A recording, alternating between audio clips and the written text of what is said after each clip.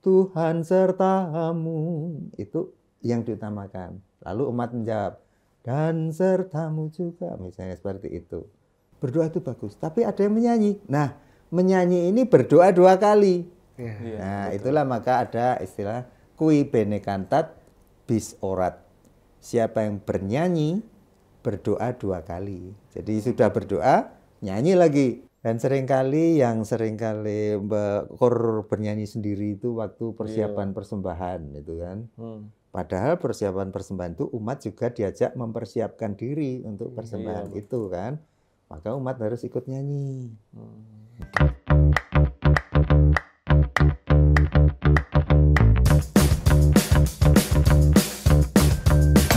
Halo Sobat BMV, kita kembali lagi di Joki Bicara, Joki Nuan Bertanya. Hari ini sudah hadir bersama kita, mari kita sambut bersama-sama Pak Thomas Suharjono. Apa kabar Pak Thomas? Baik sekali. Semangat. Bener. Mantep. Jauh-jauh ya datang Terima ke sini. kasih sudah dipanggil Joki Bicara. Iya betul. Kita juga senang kedatangan Pak Thomas di sini ya. Gitu. Mungkin sebelum ngobrol-ngobrol lebih dalam nih Pak, mungkin Sobat BMV di rumah pengen kenal lebih dalam Pak Thomas nih. Mungkin walaupun nama besar Pak Thomas sudah terkenal di mana-mana ya. Mungkin pengen lebih kenal lagi nih Sobat BMV. Boleh. Baik, Sobat BMV. Ya, saya Thomas Suharjono. Saya seorang bapak awam jadi.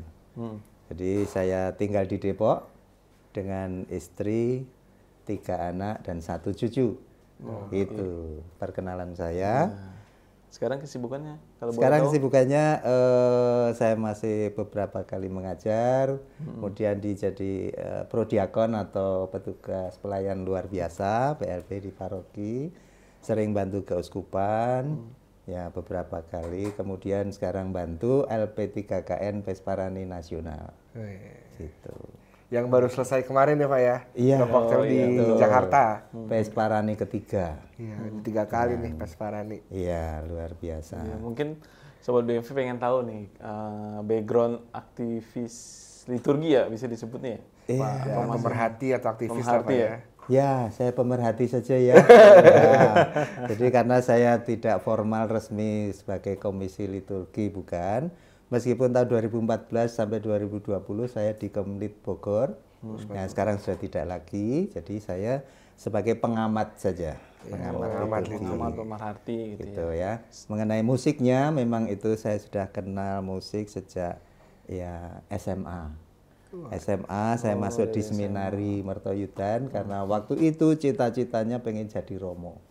Ya, kemudian saya di situ dicemplungkan sebagai seksi musik. Tetapi saya pikir seksi musik itu mengurus wah hebat-hebat musiknya. Ternyata saya disuruh ngelap alat musik. Jadi ketika teman-teman saya itu bermain musik, ditinggalkan, lalu saya yang membereskan satu persatu. Kalian tahu kan kalau trombon itu alat tiup ditinggalkan kan seringkali ada airnya. Air kehidupan.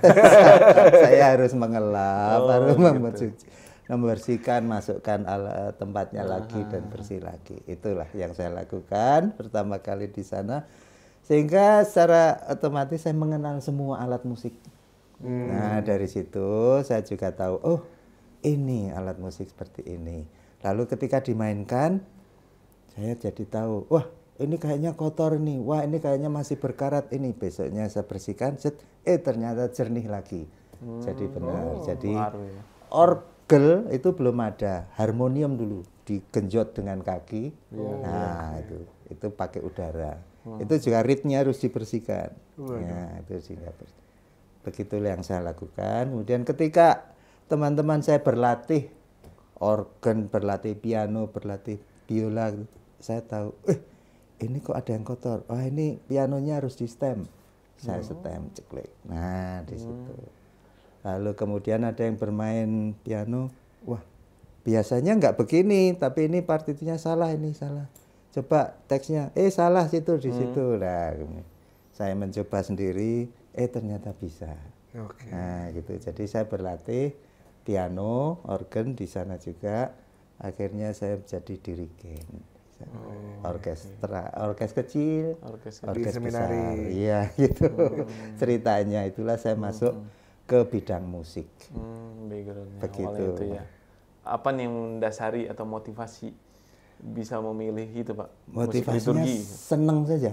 Oh senang. Jadi dengan gembira itu orang menjadi menyanyi. Saya jadi ingat memang kata-kata Santo Agustinus abad 4 ya. Qui plenus amore est. Jadi siapa yang penuh dengan kasih ya. Ut cantare. Pasti bernyanyi.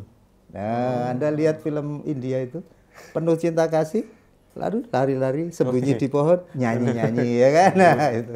Jadi semuanya. Nah, seperti itu. Jadi kalau kita seneng nyanyi, seneng nyanyi gitu. Itu yang mendasari. Oke. Berarti Bapak bisa alat musik apa aja sekarang? Yang saya tekuni cuma organ Oh, saja. organ doang. Nah, yang lain Berarti paling otodidak bisa. ya? Otodidak, iya. Nggak ada les, betul. nggak ada. Nggak ada les. Belajar di seminari itu semua. Malah kemudian waktu frater di Jogja, selain untuk sekolah filsafat teologi, saya diminta ngajar di beberapa sekolah, mengajar melatih paduan suara, jadi juri kur, kemudian narasumber musik dan seterusnya. Gitulah. Jadi kurang lebih udah berapa lama tuh Pak? Kalau Dari dihitung-hitung SMA tuh ya, dari dari SMA Waktu ya? saya masuk SMA kan 16 tahun. Sekarang 61 tahun. Jadi pas kebalikannya. Iya bener-bener kebalikan. 16. Udah lama banget ya. Iya, gitulah. Berarti happy terus berarti Pak? Kan bernyanyi terus ya? Iya, betul. Mudah-mudahan selalu sehat ya. Iya, benar. Ya, hati yang gembira, obat yang mujarab. Iya, betul. Demikian. Gimana aja? Kalau ini Pak, saya agak penasaran nih soal tadi kan dari seminari ya Pak ya. Tapi background mendalami musik liturginya sendiri didapatkan di mana Pak? Saya belajar dari Romo Prier di Jogja. Jadi ketika saya menjadi pengurus musik di seminari, saya banyak konsultasi dengan Romo Prier, Paul Widiawan, bagaimana aransemen yang lengkap, SATB, bagaimana. Oh itu ternyata sama dengan bermain piano. Jadi kalau jentiknya ke sana itu soprannya di sini, misalnya itu. Jadi saya belajar bagaimana membangkitkan lagu liturgi itu dari kekayaan budaya setempat. Karena Romo Prier dan Pak Paul Widiawan kan sering lokakarya di mana-mana. Nah itu saya belajar juga. Namanya ini ya, apa? Banyak di ini juga kali ya. Kayaknya sering dengar Paul Widiawan. Kayaknya banyak bikin ini Pak ya. Guru saya almarhum. Nah, meskipun bukan guru resmi ya, tapi saya menganggap saya banyak belajar dari dia. Gitu.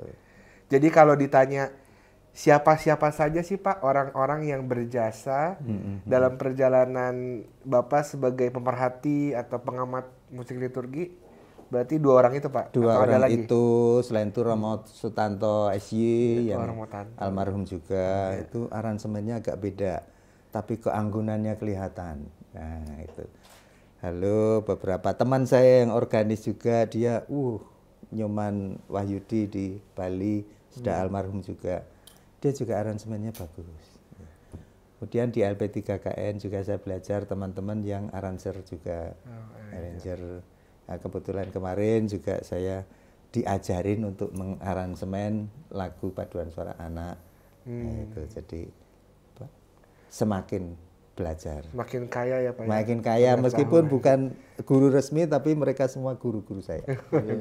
Saya tidak hidup dari diri sendiri, tapi hidup dari mereka. Gitu. Dan sekarang Pak Thomas mau jadi gurunya kita nih, karena kita mau tanya-tanya, tentang musik liturgi nih Pak. Aduh. Tapi jangan suruh nyanyi ya. Ya sebisa saya ya, saya sampaikan apa adanya. Pak, terkait musik liturgi ya kan tentu banyak hal ya, banyak sudut pandang melihat musik liturgi. Sebenarnya kalau secara umum itu bagaimana sih Pak menentukan sebuah lagu itu layak menjadi musik liturgi gitu? Bagaimana caranya? Apakah ada proses khusus agar lagu-lagu itu bisa masuk dalam hasanah musik liturgi khususnya mungkin di Indonesia ya Pak ya? Loh, kemana narasumbernya? Iya, kita kan lagi iklan nih. Nah, buat sobat BMV sekalian, khususnya Sultan Katedral Bogor. TV di belakang kita nih bisa diisi loh. Bisa diisi sama iklan, produk, barang, dan jasa Anda sekalian. Masih banyak juga loh spot-spot yang lain seperti di sini, di sini, di sini, di sini, dan di sini. Iya betul banget, karena karya komunikasi sosial tuh nggak bisa jalan sendirian. Sangat perlu dukungan dari Sobat BMV semuanya. Yuk langsung aja hubungi kontak di bawah ini. Oke deh, kita lanjut lagi ya podcastnya. Sarangheo. Iya, untuk menjawab itu tampaknya kita perlu melihat sejarahnya. Jadi sejarah musik yang digunakan peribadatan liturgi kan kita selalu mengacu pada ibadatnya yang dilakukan Yesus dan para murid, para rasul paling tidak.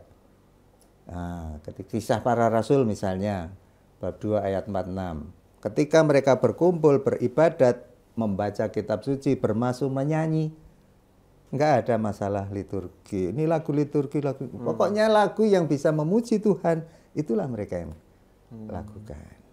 Dan itu berlaku terus dari sampai abad ketiga, abad keempat.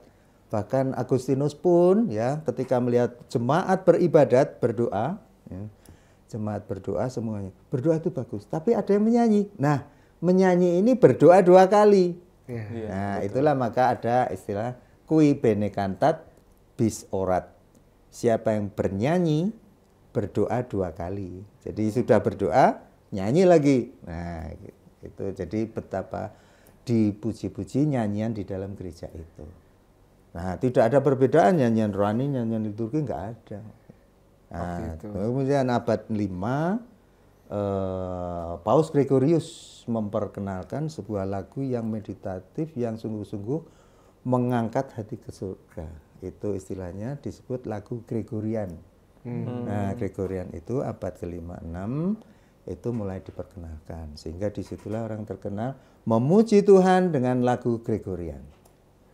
Sampai berlangsung abad 12, Santo Thomas menambah kekayaan liturgi musik itu dengan himne, pujian-pujian pada sakramen Maha Kudus, Tantum Ergo Sacramentum, ya, Jesu Dulcis Memoria dan seterusnya itu.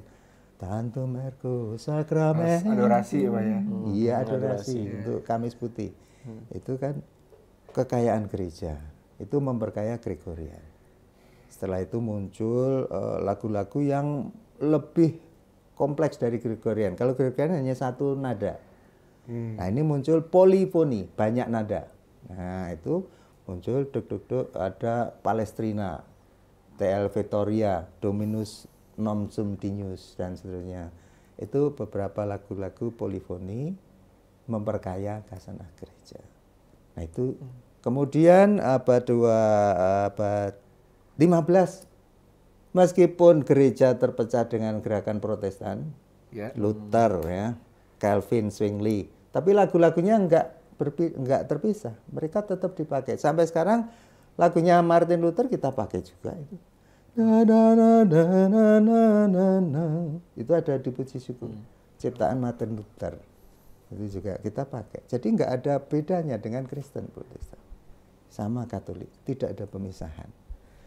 Kemudian abad 19 muncul gerakan Protestan Pentekostal. Gerakan Pentekostal yang kembali kepada Roh Kudus sampai Roh Kudus dipuji-puji sampai ekspresinya itu luar biasa, berteriak-teriak dengan segala macam. Mulailah di situ gereja menutup diri. Jangan kayak gitu. Lalu membuat ya mulai terpisah. Ini lagu liturgi, lagu rohani mesti ada pemisahan, gitu kan. Jadi, nah, liturgi khusus untuk gereja, untuk liturgi resmi. Nah, di situ abad 19. Nah, abad 20 mulai gereja membuat panduan dengan Konsili Vatikan kedua. Itu Paus Yohanes ke-23 dengan Yohanes Paulus ke-6 itu ada muncul dokumen konstitusi liturgi Sacrosanctum Concilium. Nah, yang bicara tentang liturgi khusus adalah konstitusi liturgi nomor 26 sampai 30. Nah, dikatakan bahwa liturgi adalah sakramen persatuan harus menunjukkan kebersamaan. Dan di dalam kebersamaan itu semua berpartisipasi, tidak ada yang menonton. Kalau zaman Trente dulu kan yang bertugas aktif hanya imam, misdinar di belakangnya, umat menonton. Nah sekarang mulai konsili Vatikan kedua, semua berpartisipasi sesuai perannya masing-masing. Umat bernyanyi, ada kor ini membantu umat menyanyi. Nah, imam juga menyanyi. Gitu. Itu konstitusi 26 sampai 30 tentang liturgi. Nah, tentang musik liturgi sendiri itu dibicarakan nomor 112 sampai 120. Itu bicara tentang musik liturgi. Nah, di dalam konstitusi liturgi 112 itu disebutkan bahwa musik itu ungkapan seni yang lebih tinggi daripada ungkapan seni yang lain. Oke. Jadi mungkin yang lain itu seperti tata busana, tata dekorasi, tata arsitektur, tata apapun juga. Nah, musik itu yang dihargai setelah teksnya. Jadi teks liturgi, tata perayaan Ekaristi, kemudian musik, lalu seni-seni yang lain. Begitu kurang lebih. Sehingga kalau sekarang masuk ditanyakan bagaimana sih masuk musik rohani, kriteria masuk kriterianya rohani. Gimana Pak? Nah, kriterianya gimana? Ya ini berarti yang dipakai di liturgi, ya sebetulnya di gereja itu ada liturgi secara resmi itu yang membangkitkan kebersamaan. Nah itu tadi ya, persatuan, kesatuan. Kemudian yang mengangkat hati kepada Tuhan. Ya. Jadi seperti lagu-lagu yang gegap gempita, apakah mengangkat hati kepada Tuhan? Kalau mengangkat hati ya oke, masuk. Itu ya. Terus kalau mengungkapkan kebersamaan, jadi saudara mari semua, itu kan mengajak semuanya bersama-sama. Tidak aku rindu pada Tuhan, padamu Tuhan, karena kemarin engkau telah memberi kekayaan padaku misalnya. Itu kan pribadi sekali. Itu nggak bisa. Kemarin aku jatuh cinta padamu Tuhan sendirian saja. Itu nggak bisa. Tapi harus ada ungkapan kebersamaan. Itu. Lalu yang ketiga, yang terpenting adalah bahwa ada NOI, ada nihil obstat dan imprimatur dari uskup atau keuskupan setempat. Nah, itu intinya seperti itu.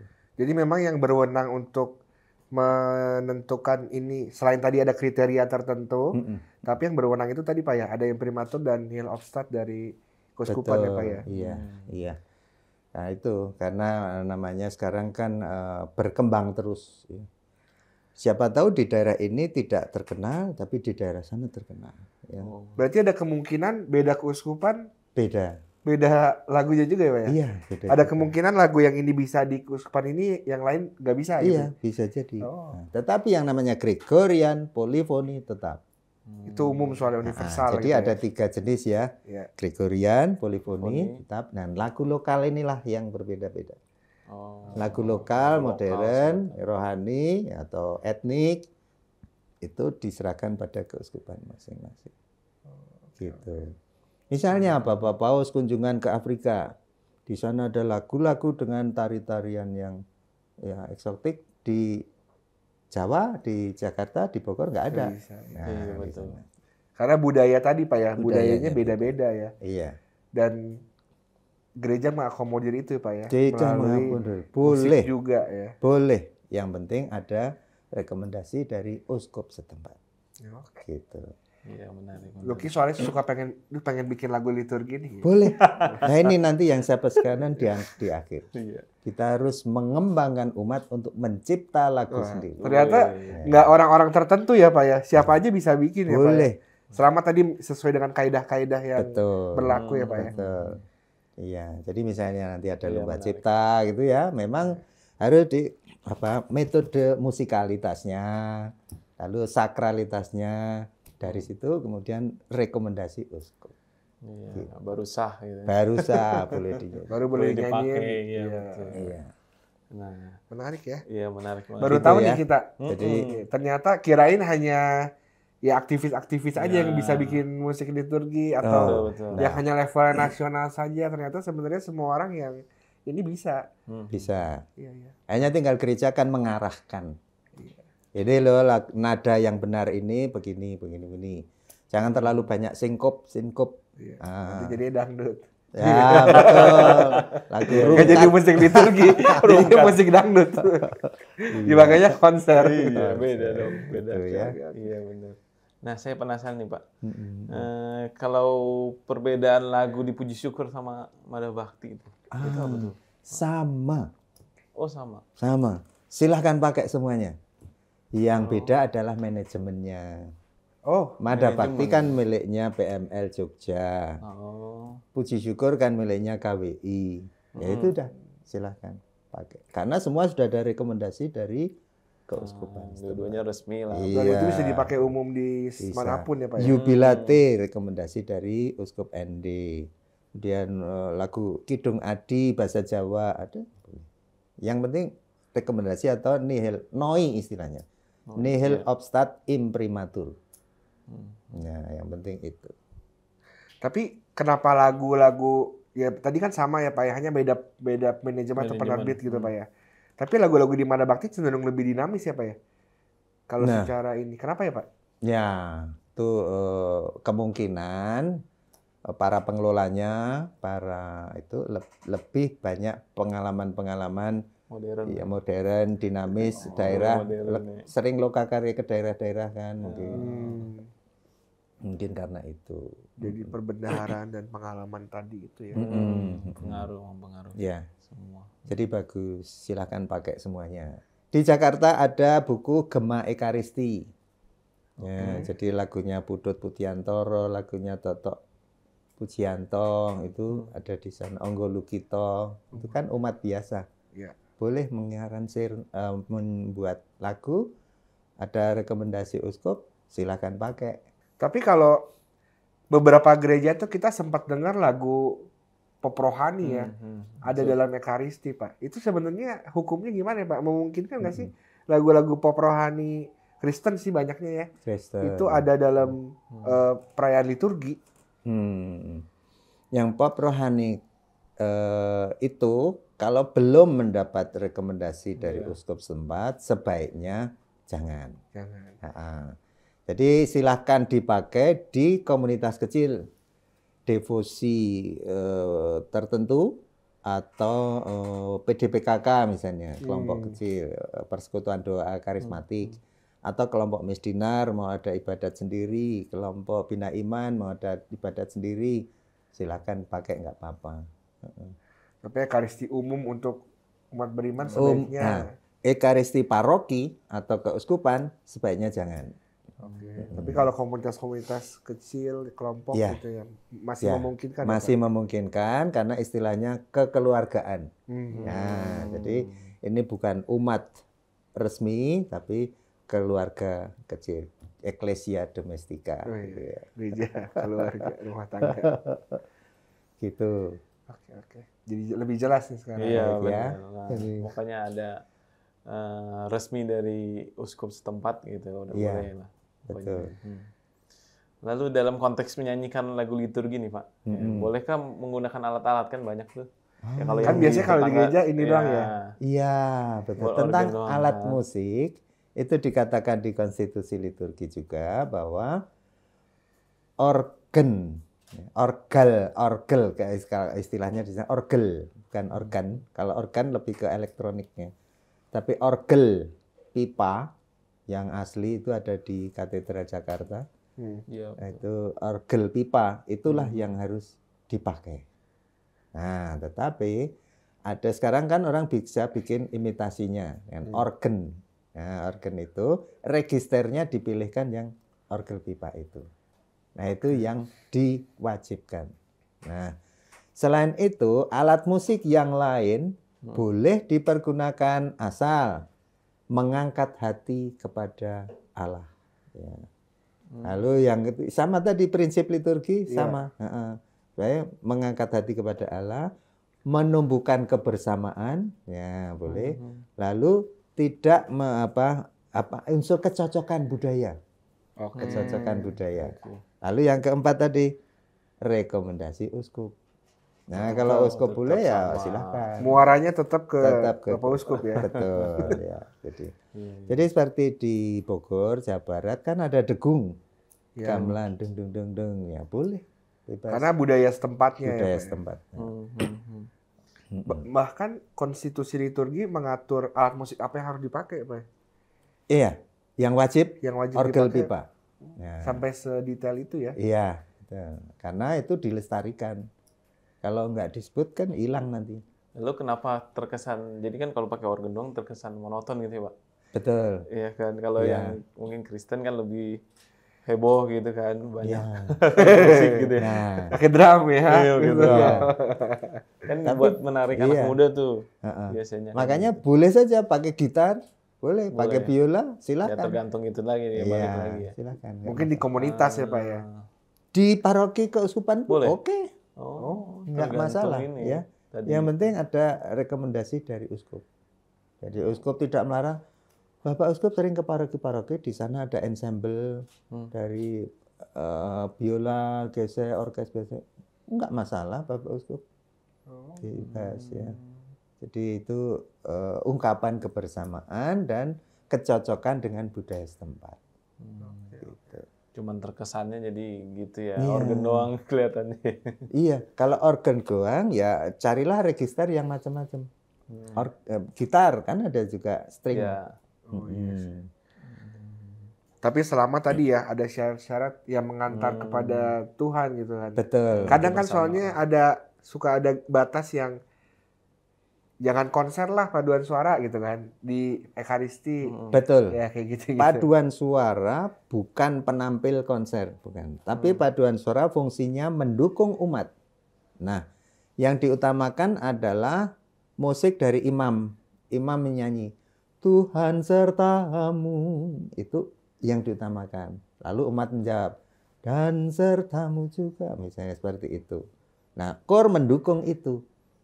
Jadi ini yang diutamakan, musik yang seperti ini. Nah, kalau musik pengiring, imam nggak ikut, umat nggak ikut, hanya paduan suara sendiri. Nah, itu bukan jangan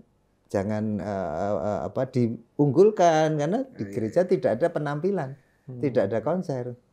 Tapi ini adalah bersama-sama mengangkat hati pada Tuhan. Jadi kalau nanti kor mau menampilkan itu silakan di aula, di tempat yang lain. Atau bikin acara khusus. Bikin ya, Pak, acara ya. sendiri, menampilkan haleluya handel. Haleluya, haleluya. Amin. Tepuk tangan semua. Itu konser ya. itu baru. Dengan drum, dengan alat musik silakan. Dan di situ bisa dilakukan ibadat kan, nggak masalah. Oh iya sih. Betul. Gitu. Nah, jadi tujuan dari musik liturgi itu apa sebenarnya? Tujuan musik liturgi mengangkat hati kepada Allah. Oh, itu tadi. Berarti memuliakan Tuhan. Mm.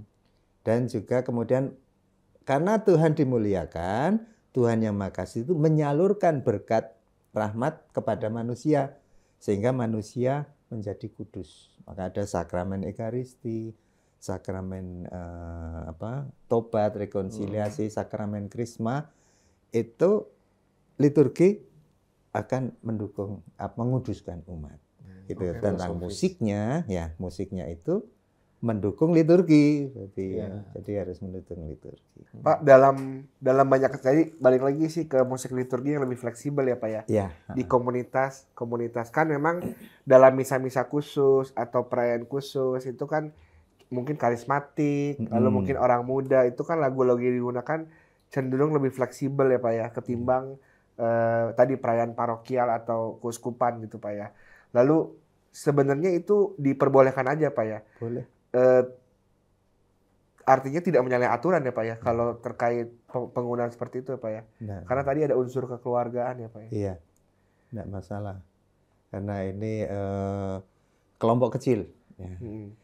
Kalau gereja mewujudkan universalitas gereja rumah itu dalam rangka paroki. keuskupan ya, secara resmi itu dilakukan. Nah, prinsip-prinsip itu pun itu tidak ditentukan harus ini harus itu, enggak. Tapi sesuai dengan kaidah keuskupan setempat gitu. Nah, ciri-cirinya adalah lagu yang boleh dipakai adalah yang ada nihil obstat dan imprimatur dari uskup tadi. Kayak bikin buku ya. Memang. Buku ini juga ada itu ya Pak ya? Betul. Nihil Harus obstat dan ada, imprimatur ya. Betul. Itu baru boleh beredar di iya, kalangan. betul. Kalau belum ada itu ya nggak ada dukungan. Gitu. Persetujuan lah. Gitu, Lagu kalau masih berupa teks lembaran, ini lebar ini belum resmi. Tapi kalau udah dibukukan itu baru resmi ada nihil obstat baru dari resmi. Bapak Uskup. Jadi kalau Mas Luki bikin lagu satu saja, kumpulkan dulu nanti sampai 20 lagu atau apa dengan teman yang lain jadi buku, mintakan nihil obstat ke uskup. Gitu. Kemarin udah 13 ya. Kurang 7 berarti. Kurang 7 lagi. Minta Pak Thomas nyumbang 1. boleh. Boleh. Iya. Pak, tadi terkait nihil obstat dan imprimatur. Bedanya apa sih Pak? Ya. Kalau bahasa ininya, Indonesianya gitu. Ya, dari terjemahan langsungnya ya, nihil obstat itu setelah diperiksa tidak ada kesalahan. Nihil obstat. Nihil itu tidak ada, obstat setelah diperiksa. Kalau imprimatur dicap, klik, di stempel. Imprimatur. Dan memang kalau mau beredar itu harus dapat dua-duanya ya Pak ya? Iya. Nihil obstat dan imprimatur. Lengkap, istilahnya NOI. NOI, nihil obstat imprimatur. Gitu. Sah. Sah. Kemarin lagu-lagu yang di Pesparani juga kita usahakan yang ada NOI-nya. Oh, oke. Jadi Menarik. Kalau mau ngecek gitu gimana Pak? Lagu ini udah ada NOI-nya apa enggak? Gitu? dilihat di Keuskupan. bukunya. Oh, lihat di bukunya ada ya? Ini teks berasal dari buku apa? Hmm. Nah, bukunya sudah ada NOI-nya belum? Gitu. Oh, pokoknya terdata semua di Betul. buku itu ya. Iya. Nah Pak, jadi dalam banyak kesempatan kan Romo bahkan Bapak Uskup sendiri selalu mengharapkan keterlibatan umat nih untuk ikut bernyanyi gitu ya di misa-misa harian gitu ya, atau misa khusus gitu. Akan tetapi kan banyak kelompok paduan suara atau kur yang banyak memilih lagu-lagu yang mungkin kurang terkenal gitu ya Pak. Jadi Kurang dikenal. Iya, kurang dikenal gitu. Jadi kan mungkin kurang menarik buat umat gitu ikut bernyanyi gitu. Melihat kondisi seperti itu gimana Pak? Iya, kalau saya merasa prihatin melihat kelompok kur yang kurang tahu persis peranannya. Jadi peranan kelompok kur di dalam misa itu mendukung umat. Mendukung umat betul. Bukan menjadi penampil, bukan performer sendiri. Ya. Jadi mendukung umat. Maka gunakanlah lagu-lagu yang umat bisa. Iya. Nah, kalaupun umat belum bisa, ya kita edarkan teks misalnya di situ, edarkan apa? Misalnya di buku nggak ada, di puji syukur nggak ada umat bawa apa ini. Nah, kita edarkan teks supaya umat bernyanyi semuanya. Gitu. Jadi menggerakkan umat gitu. Jadi jangan hanya menyanyi doang ya. Betul, paduan suara. Iya. Justru mengajak seluruh umat untuk ikut memuji Tuhan Betul, gitu ya. iya. Dan seringkali kur bernyanyi sendiri itu waktu persiapan persembahan itu kan. Padahal persiapan persembahan itu umat juga diajak mempersiapkan diri untuk persembahan itu kan. Maka umat harus ikut nyanyi. Nah, kalau komini juga begitu. Jadi umat diajak ikut nyanyi, meskipun ada beberapa yang baru terima komini kan doa sendiri. Jadi nggak bisa nyanyi ya nggak apa-apa, tapi ikut bernyanyi. Nah, memang kemudian fungsi dari peran masing-masing lagu ini juga harus tahu. Pak, Bapak melihatnya seperti apa Pak? Karena kalau hemat kami ya, narasi-narasi dibangun oleh para romo, kemudian Bapak Uskup itu agak gencar nih akhir-akhir ini terkait dengan ayo kelompok paduan suara libatkan umat dong bernyanyi. Jangan pilih lagu yang ya tadi ya Yang orang susah. ya susah-susah Betul. gitu loh. Bapak Uskup berapa kali dalam khotbah dalam pertemuan juga meng-highlight itu akhir-akhir ini Pak. Iya. Memang sekarang kondisinya seperti apa sih Pak yang Bapak lihat sebagai pengamat gitu Pak? Iya. Di beberapa paroki memang itu paduan suara kor yang latihan sendiri, seringkali menggunakan teks dari luar negeri, bahasa Inggris atau apa itu katakanlah, wah ini lagunya bagus ya. Nah, padahal kita nggak tahu ini ada imprimaturnya nggak, ya, nggak tahu. Nah, kita lihat. Nah, itu langsung saja dimainkan di lagu komini misalnya, itu nggak cocok. Nah, itu keprihatinan kita, ya. Beberapa paroki ada seperti itu, ya. Tapi ya maka kita anjurkan untuk di paroki itu kelompok paduan suara dibina agar memahami perannya seperti itu. Jadi perannya tidak hanya bernyanyi bagus, tetapi bernyanyi mendukung umat agar berdoa dengan benar. Gitu. Jadi memang ada PR pembinaan juga sih Pak ya, dari paroki, dari gereja, dari keuskupan. Paroki gitu ya. masing-masing harus membina paduan suara itu. Untuk memberi pengertian tadi peran dari paduan suara itu apa gitu ya Pak ya. Jadi kalau lingkupnya pasdior, seksi pasdior, jadi di bawah seksi liturgi ada seksi pasdior, paduan suara, organis, itu pasdior, ya, dirigen organis itu harus kompak membina diri itu supaya menentukan lagu apa yang boleh gitu ya, lagu apa yang mendukung umat apa gitu, yang melibatkan umat tadi. Ya, ikut bernyanyi gitu. Memang sepenting itu ya Pak ya, keterlibatan umat dalam bernyanyi Pak ya. Iya betul, dan umat kan kadangkala lebih indah suaranya daripada paduan suara. Maka kadang-kadang kita harus gantian. Ini kalau ada umat lebih bagus, kor tenang dulu misalnya. Apalagi kalau dirigen itu seringkali memberi contoh ya. Tapi suaranya kadang nggak lebih bagus dari kornya. Ya. Sehingga dirigen harus diam dulu. Kornya nyanyi, umatnya nyanyi gitu ya. Karena dirigen kan ada mic-nya lebih dekat jadi lebih menonjol. Harus bisa menahan diri kan ya. Gitu. Oke. Pak, sebagai bagian dari LP3KN, ya, sebenarnya Bapak melihat bagaimana, udah 3 kali kan diadakan nih Pesparani ya, bagaimana Pesparani menjadi ambil bagian gitu dalam membentuk mungkin musik gereja, semangat dan segala macamnya, bagaimana Bapak melihat itu Pak, setelah 3 kali diselenggarakan ini? Iya.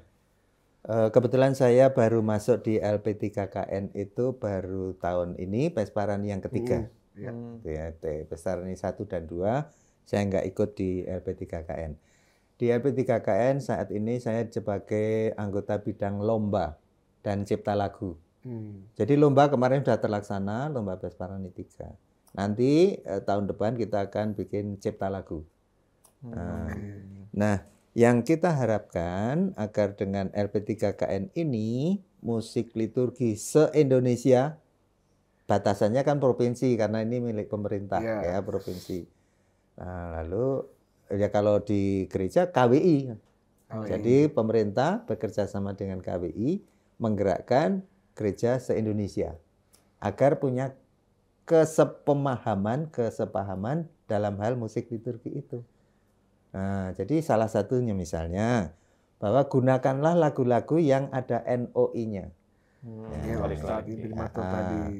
Lalu yang kedua ya ajarkan Gregorian, polifoni, nah itu sejak dini, supaya kekayaan gereja Katolik tidak hilang.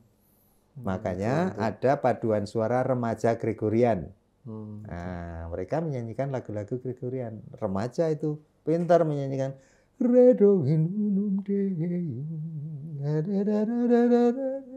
Itu bagus.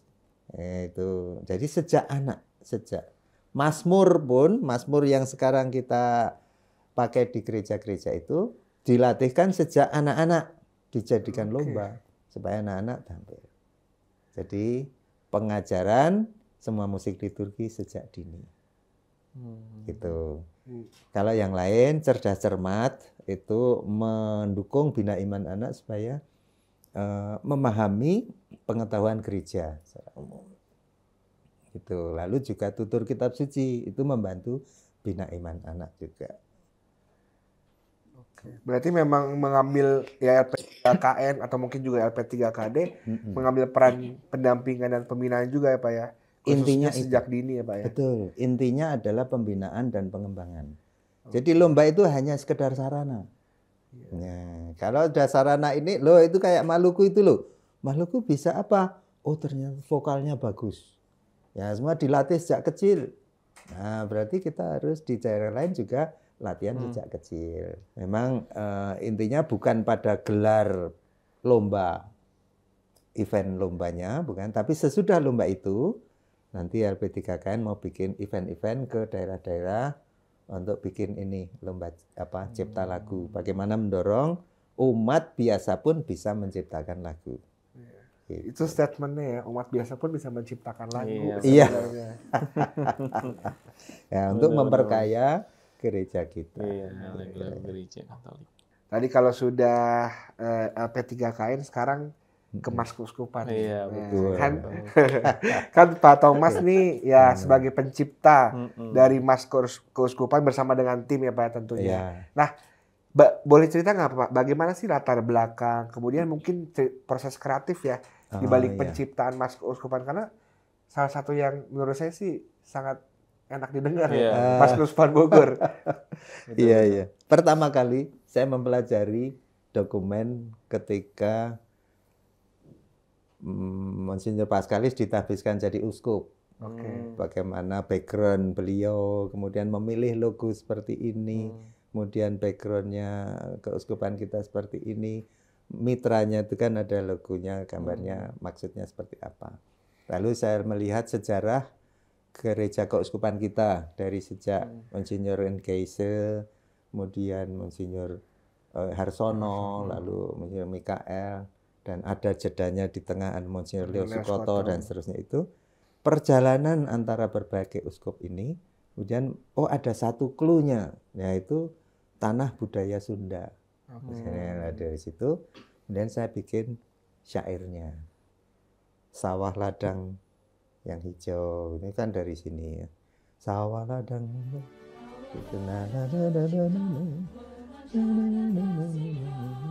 ya itu desaku tak tertata dalam semesta, ya itu karena ada desa kota. Iya, ada bagian desanya, ada bagian kotanya, Keuskupan Bogor ya Pak ya. Tanah Sunda anugerah Allah itu di sana. Tua muda berkarya, karena Bapak Uskup Paskalis menjaring semua usia. Ya. Karena logonya beliau kan gandengan tangan, uskup di tengah, ada salib tahu, lalu Bapak Uskup bergandeng tangan. Tua muda berkarya meretas cita-cita, wujud iman pada sesama, saling bergandeng tangan, maju bersama sebagai satu keluarga. Jadi keuskupan ini keluarga. Iya betul. Keuskupan Bogor, Keuskupan Bogor, mewujudkan keluarga dari aneka komunitas karya. Ada komunitas suster, puder, Keuskupan Bogor. Ya, menuju keluarga Bapak. Ya, artinya di sini tuh cita-citanya adalah di surga pun kita adalah keluarga. Gitu. Jadi proses kreatifnya panjang ya Pak ya. Tadi mempelajari Bapak Uskupnya, perkembangan keuskupannya, dinamika keuskupannya. Iya, betul gitu ya. Berapa lama tuh Pak nyiptain lagu Mas Keuskupan Bogor? Mungkin 2 bulan ya. Karena waktu Bapak Uskup ditahbiskan Februari, Maret, April, Mei kita kasih. Mei. Kasih ke Bapak Uskup langsung oke. Iya, nggak ada pilihan lain. Nggak ada pilihan lain. Iya kan. Lalu dia bilang, wah Tom ini syairnya kok teologis banget. Ya sudah, saya kan belajar dari Bapak Uskup. Gitu. Oke. Ya, menarik. Mungkin terakhir nih Pak dari kita ya. harapan Bapak nih terhadap perkembangan musik liturgi ini Iya. dan tentunya respon umatnya bagaimana? Iya. Pertama, kita harus bangga jadi orang Katolik. Ya, kalau bisa, aku bangga jadi orang Katolik. Kenapa? Karena musiknya paling lengkap. Iya. Kita punya Gregorian, punya polifoni, punya pernah dengar lihat live misa Vatikan? Pernah. Itu Kyrie De Angelis 3 misalnya, itu dinyanyikan dengan aransemen yang modern, Pak. Polifoni, jadi Gregorian campur polifoni. Domenico Berlusconi, itu aransernya yang luar biasa.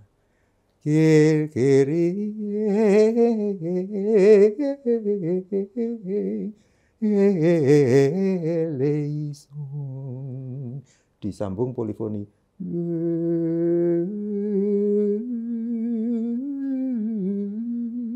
Macam jadi menambah kemegahan. Nah, ini kekayaan gereja Katolik. Nah, ini harus dilestarikan, Gregorian, polifoni, lestarikan. Kemudian ada lagu-lagu modern, gegap gempita, puji syukur, mada bakti itu kekayaan boleh semua dipakai, Gema Ekaristi boleh dipakai. Bahkan lagu rohani pun boleh dipakai di dalam kelompok-kelompok kecil. Iya. Nah, itu boleh. Jadi bukan dilarang, boleh dipakai di kelompok kecil, gitu ya. Jadi tidak ada larangan kok gereja Katolik itu. Tidak ada larangan. Hanya pakailah pada posisinya, pada tempatnya. Jadi pertama bangga. Bahkan kalau mau ada pertunjukan apapun, kita boleh kan nyanyi lagu rungkat, boleh nyanyi lagu. Jadi dalam suasana pertunjukan di aula kan boleh. Bebas kan? Jadi bangga jadi orang Katolik, boleh menyanyikan semua lagu, jenis lagu apapun. Jazz ya, reggae, bebop boleh. Nah, yang kedua, lestarikan Gregorian dan polifoni sejak dini. Kalau bisa anak-anak diajarin, remaja itu. Polifoni terutama kepada para paduan suara. Sehingga mereka mengenal lagu Palestrina, mengenal lagu Vittoria, mengenal lagu semuanya yang bagus-bagus. Nah, kemudian yang ketiga, umat diajak untuk ikut serta dalam bernyanyi. Kalau kornya enggak ada bukunya ini belum beredar, fotokopi teks umat dikasih. Nah, itu supaya bernyanyi. Umat diajak menciptakan lagu. Lagu sesuai dengan kebudayaan setempat, itu mengangkat hati pada Allah. Itu jadi ada 3 hal itu. Bangga jadi orang Katolik, lestarikan Gregorian polifoni, ajak umat untuk mencipta lagu. Oke, mantap. Singkat padat, tapi kena langsung. Iya.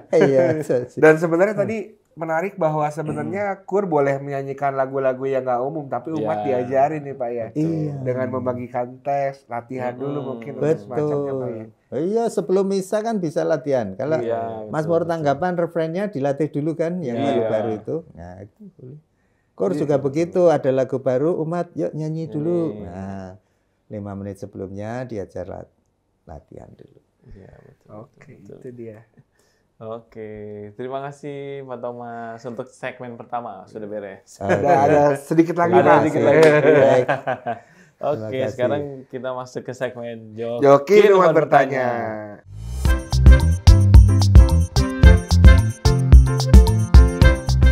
Nah, jadi kita bikin question box Pak di media sosial kita. Ada nggak nih kita mengundang Pak Thomas? Ada nggak mungkin yang mau disampaikan atau pertanyaan-pertanyaan seputar musik dan segala? Ada beberapa pertanyaan yang sudah diolah oleh teman-teman nih.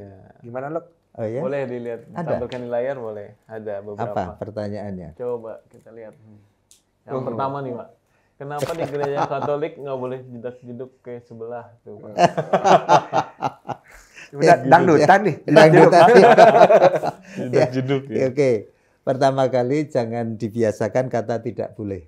Oke. Semua boleh. Boleh. asal pada tempatnya. Kan? Ya, betul. Jadi kalau umat setempat sekarang ini saya mengadakan misa dan banyakkan OMK gitu ya, dan tidak ada yang lain, ya. Jedak-jeduk nggak masalah.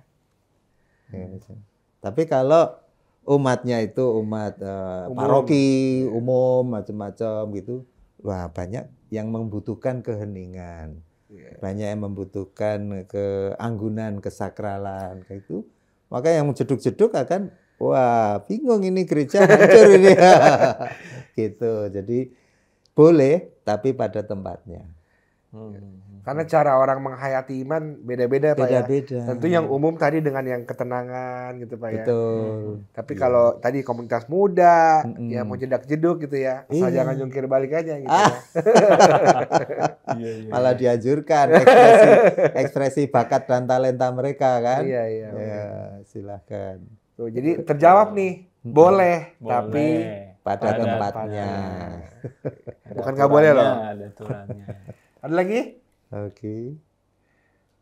Yang kedua. Musik liturgi pakai ayat-ayat kah waktu penulisan liriknya atau mungkin pakai dari ini ya apa Alkitab gitu Oh Pak ya? iya. Harus atau enggak tuh Pak? Harus. Artinya berpangkal pada kitab suci. Atau berpangkal pada teks liturgi. Oke. Jadi kalau katakanlah TPE itu kan Tuhan beserta kita itu dimusikkan, dikasih note, ya kan? Tuhan beserta kita itu kan berpangkal pada teksnya dulu, baru dikasih note. Sama seperti ini. Mazmur tanggapan juga begitu. Mazmurnya itu dari kitab suci dan teks liturgi, kemudian dikasih note-nya. Jadi istilahnya prioritas adalah teks liturgi atau teks kitab suci. Baru notasinya menyusul. Gitu. Jadi memang harus menggunakan ini ya teks liturgi atau Alkitab ya. Ya. Iya. Supaya memang basic kita adalah memuji Tuhan. Ya. Ya, gitu. Jadi enggak pakai kalimat dari surat kabar gitu ya. Nggak nyambung. Atau Nggak ngarang-ngarang nyambung. sendiri ya. Ngarang-ngarang sendiri. Nggak nyambung. Begitu ya. Oke, ada lagi? Terjawab juga nih berarti Jawab clear. ya. Ada lagi? Oh, ada. Oh, panjang nih. Kenapa di Bogor tidak pernah menyanyikan lagu Bapa Kami versi baru seperti halnya di gereja-gereja Keuskupan Jakarta? Padahal lagu versi baru tersebut akan membuat umat bersemangat dalam menyanyikannya. Wah, Kenapa tuh, Pak? panjang. Berarti sering ke Jakarta Iya. ya. Sering ke keuskupan sebelah nih. Keuskupan sebelah. Iya. Ya, sekali lagi Iya. tergantung keuskupan setempat. Iya, betul. Nah, kalau di Jakarta itu ada buku Gema Ekaristi, punya Bapak kami macam-macam. Nah, itu sudah NOI, sudah di oke. Nihil Obstat Imprimatur. Uskup sudah tanda tangan. Oke. Jadi silakan dipakai di seluruh keuskupan Jakarta. Bapak kaminya macam-macam. Di Semarang juga begitu, ada buku Bapak kaminya baru, ya, tapi sudah imprimatur. Ya udah bisa dipakai. Ya. Nah, tinggal Bogor ini bikin buku lagu nggak? Nggak tahu. Punya nggak sih Pak? Nggak punya Pak? Belum. Ya? Nggak punya. Belum. Oh, belum. Nggak ada. Nah itu silakan. Kalau sebetulnya nggak ada larangan mau pakai Keuskupan Jakarta, pakai di sini nggak masalah. Ya. Jadi itu sudah disepakati. Sejauh ada NOI-nya boleh dinyanyikan di mana saja. Tapi memang spesifik mungkin karena di KJ ya banyaknya di sana gitu Pak ya. Iya, hanya mungkin Bogor takut-takut. Takut nyanyikan. Takut.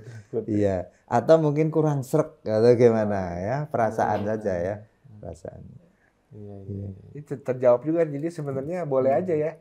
Boleh. Gitu. Bukan nggak boleh. Boleh, tergantung Jadi orang tidak ya. ada istilah dilarang. Ya, hindari Harus kata dilarang. dikurangi kata tidak boleh. Boleh. Betul. Boleh tapi pada Boleh. tempatnya. Iya. Tapi ada tapi. Gitu ya. Oke, ada lagi? Next. Oh, sudah habis. habis. Oh, sudah. Iya, itu dia Pak. Oke, terima kasih Pak Thomas sudah mampir di Joki Bicara ya, sudah mau ngobrol-ngobrol, sudah berbagi cerita dan perspektif ya tentang musik liturgi ini, Pak. Ya, oke, Gitu. semoga bermanfaat. Pasti Iya, yang saya sampaikan. Mohon maaf kalau ada kekurangannya. Iya, sama-sama, Pak.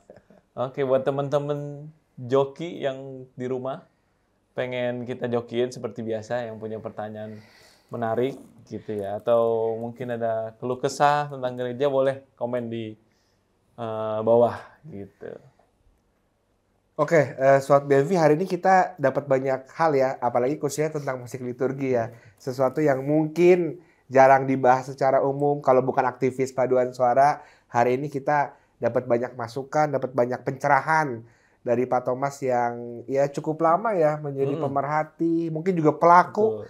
dari musik liturgi, bahwa ternyata ya tadi musik liturgi itu punya tujuan khusus mengantarkan kita kepada Allah, dan tentunya paduan suara punya tugas khusus gitu loh. Bukan berfokus pada paduan suaranya, tapi juga pada mengantarkan umat menuju kepada Allah itu tadi ya, Pak. Dan tadi Pak Thomas memberikan catatan bagaimana pendampingan sejak dini itu penting, bagaimana pelestarian, dan ternyata